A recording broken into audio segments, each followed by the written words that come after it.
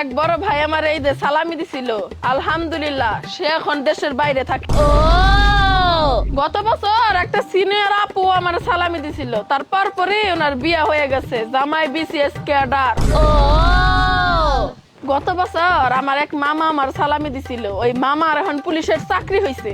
ও আমার যা কর তো কইলামই, এখন বাকি সিদ্ধান্ত তোমাগো, তোমরা কি করবা না করবা তোমাগো জীবন, তোমাগো সিদ্ধান্ত। সালামি দিবা কি দিবা না।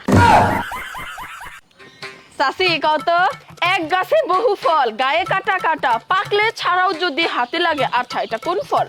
এটা বেগুনি। এত সহজ প্রশ্নের উত্তরও পারো না। কাঁঠাল। এটা আমি জানি তো, একটু পরেই কইতাম।